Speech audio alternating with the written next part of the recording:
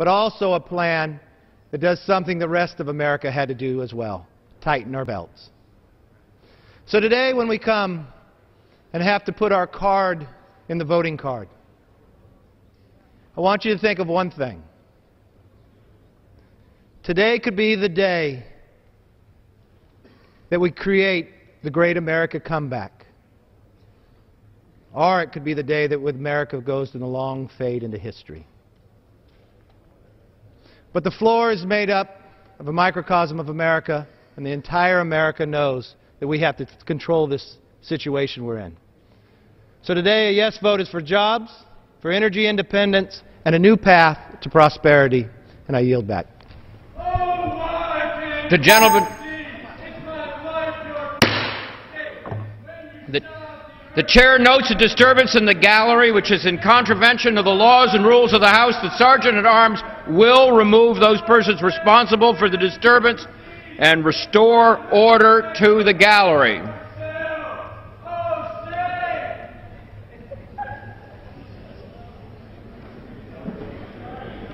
House will be in order. The House will be in order. Recognizes the gentleman from Maryland. Thank you, Mr. Chairman. We are turning back the clock. We're turning back the clock on progress, and we're turning back the clock on...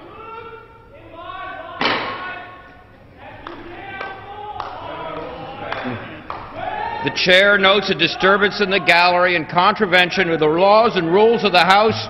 The Sergeant-at-Arms will restore order in the gallery and remove the persons responsible for the disturbance and restore order. The gentleman from Maryland. Thank you, Mr. Chairman. House will be in order. The committee will be in order. Sorry.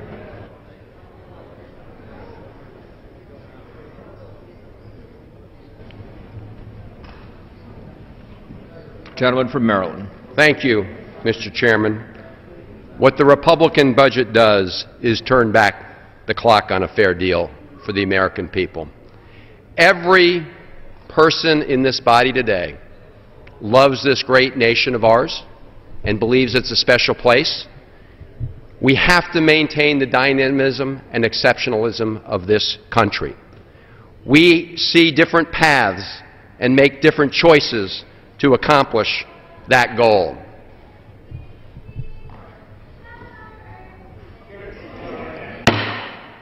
The chair notes a disturbance in the gallery in contravention with the law and rules of the House. The Sergeant-at-Arms will remove those persons responsible for the disturbance and restore order to the gallery.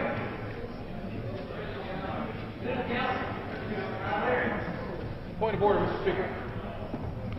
Gentleman from Illinois, state his point of order. Mr. Speaker, my question is about the clarification of the rules. The rules also, for our visiting guests, allow the Sergeant-at-Arms to clear the chamber if necessary. Is that correct, Mr. Speaker?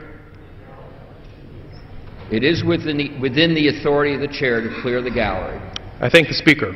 I would just encourage those to continue the civil conversation that we're having about a very difficult conversation in our country. Thank you, Mr. Speaker. The gentleman from Maryland is recognized. Thank you, Mr. Chairman. If I... Mr. President.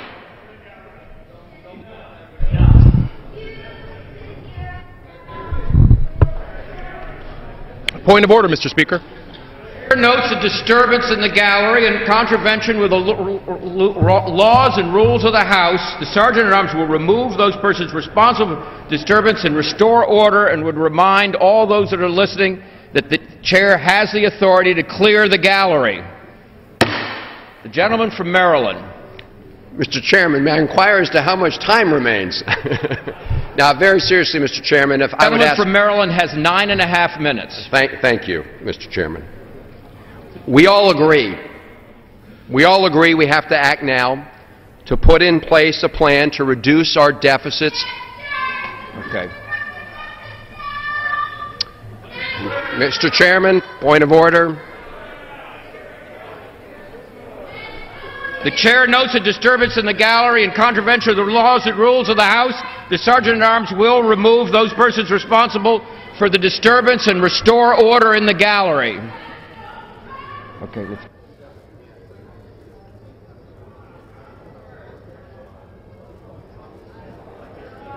Committee will be in order.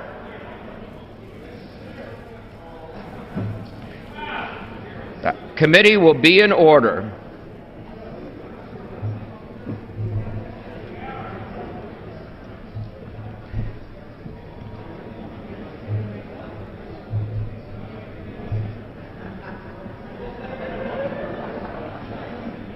The committee will be in order.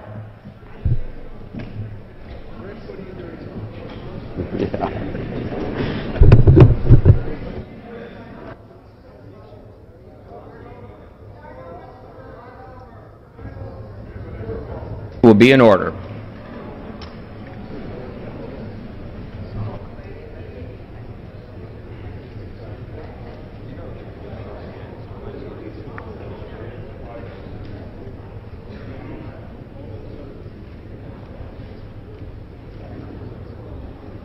The gentleman from Maryland may proceed.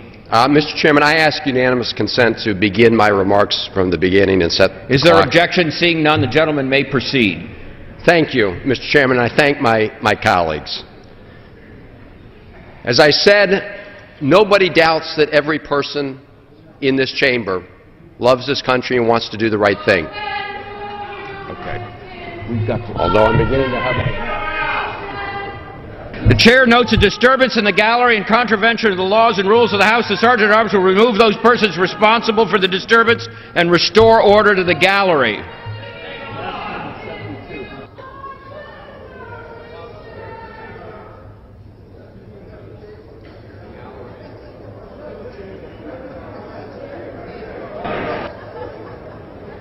Be in order.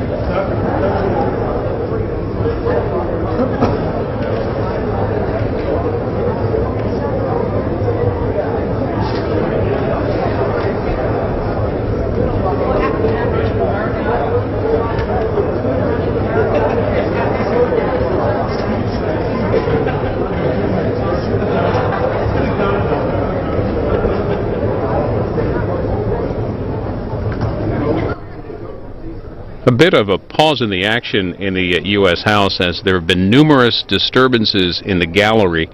The audience watching the proceedings in the U.S. House, they're in the midst of a final bit of debate on fiscal year 2012 spending, the Republican proposal about to be voted on, but the Speaker, as you've seen has had to gavel order, and we understand a number of people in the gallery have been removed by Capitol Police.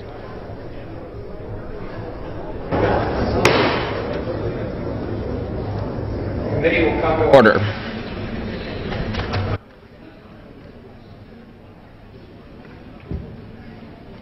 Chair recognizes the gentleman from Maryland. Thank you, Mr. Chairman. I'm tempted to reserve my time and yield it back to the other. The chair notes a disturbance in the gallery in contravention of the laws and rules of the House. The Sergeant-at-Arms will remove those persons responsible for the disturbance and restore order to the gallery.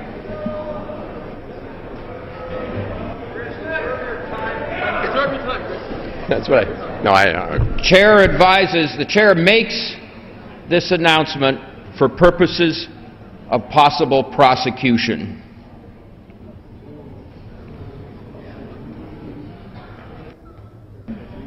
The gentleman from Maryland may proceed. Thank you, Mr. Chairman. As I said, I was tempted to reserve my time and allow my colleague to proceed, but as I understand that the chamber is now quiet, let me begin where I left off and say that all of us agree, everybody in this chamber agrees, we need to put in place a plan to reduce our deficit in a predictable, steady manner. The question throughout this debate has been not whether, but how we do that. And as the Bipartisan Fiscal Commission has indicated, any responsible effort requires a balanced approach. And the Republican plan simply fails on that score. And that's what the co-chairs of the Bipartisan Fiscal Commission said. They said it, quote, falls short of the balanced, comprehensive approach needed for a responsible plan. And when you peel off the layers, what you find is the Republican plan is not bold. It's just the same old, tired formula we've seen before of providing big tax breaks to the very wealthy and powerful special interests at the expense of the rest of America, except this time it's dressed up with a lot of sweet-sounding talk of reform. But at the end, it's the same old ideological agenda, except this time on steroids. To govern is to choose. Each of us is sent here to make difficult choices. And the choices that are made in the Republican plan, we believe, are wrong for America. We do not believe it's courageous to protect tax giveaways to big oil companies and other special interests when we're slashing investments in our kids' education, scientific research, and critical investments in the future. We don't think it's bold to provide another tax break to millionaires while ending the Medicare guarantee for seniors and sticking seniors with the bill for ever-rising health care costs. We do not believe it's visionary to reward corporations that ship American jobs rather than American products overseas while we're terminating affordable health care for tens of millions of Americans right here at home. And we don't think it's brave to give governors a blank check of federal taxpayer dollars and then a license to cut support for seniors in nursing homes, individuals with disabilities, and poor kids. And we don't think it's fair to raise taxes on middle-income Americans to pay for additional tax breaks for the folks at the very top. Yet those are the choices that are made in the Republican budget. Where is the shared sacrifice? We have American men and women putting their lives on the line in Iraq, in Afghanistan, while others hide their income in the Cayman Islands and Switzerland and refuse to pay their fair share to support our national efforts. And that is why the Bipartisan Commission, among other reasons, said that the Republican plan is just not balanced. It's not. Let's say no to the Republican plan. Let's say yes to finding a balanced way to reduce our deficits in a way that protects the values and priorities of the American people and in a way that gets our economy moving and America back to work. With that, I reserve the balance of my time. The gentleman reserves his time. The gentleman from Wisconsin. Mr. Chairman, at this time, I'd like to yield 2 minutes to the distinguished chairman of the House Republican Conference, the gentleman from Texas, Mr. Henschling. The gentleman from Texas is recognized for 2 minutes. Mr. Chairman, earlier this week, USA Today reported that we have the fewest participants in our workforce than at any time in 30 years. And my Democratic colleagues announced their plan to increase taxes $1.5 trillion on our economy, much of it on our small businesses. The Congressional Budget Office has announced that Medicare is going broke in 2020. And my Democratic colleagues announced their plan to double down on the rationing of health care for our seniors. The Congressional Budget Office... The chair notes a disturbance in the gallery in contravention of the law and rules of the House. The Sergeant-at-Arms will remove those persons responsible for the disturbance and restore order to the gallery. The gentleman may proceed.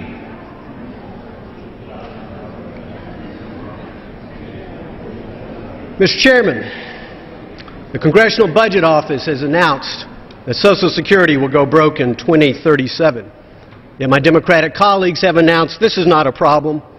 We're ready to implement the 22% benefit cut that's already in our statute. Survey after survey show that our fellow citizens believe that their children will be worse off than they are, and yet my Democrat colleagues announced their plan to add $9.1 trillion to the national debt. Mr. Chairman, it's time to quit spending money we don't have. It's time to quit borrowing 42 cents on the dollar, much of it from the Chinese, and then send the bill to our children and grandchildren. The Republican budget will help us create jobs with fundamental tax reform in preventing these tax increases. It will save our social safety net programs that have been of a great comfort to my parents and grandparents before our eyes are morphing into cruel Ponzi schemes for my third-grade daughter and my first-grade son. And Mr. Chairman, the Republican budget will put us on the path to pay off the national debt. Mr. Chairman, I heard from one of my constituents recently. He said, "I've never felt so embarrassed and ashamed of anything I've done in my life as I do about leaving this mess in the laps of Tyler and Caitlin, my precious grandkids. I've written them both a heartfelt apology for them to read when they get old enough to understand what I allowed our country's governing authority to do to them." Mr. Chairman, I've got a message for Mr. Calhoun. Put that letter away.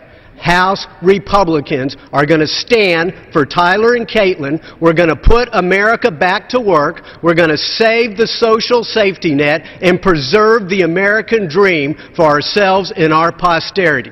I yield back the balance of my time. Gentleman's time has expired. The gentleman from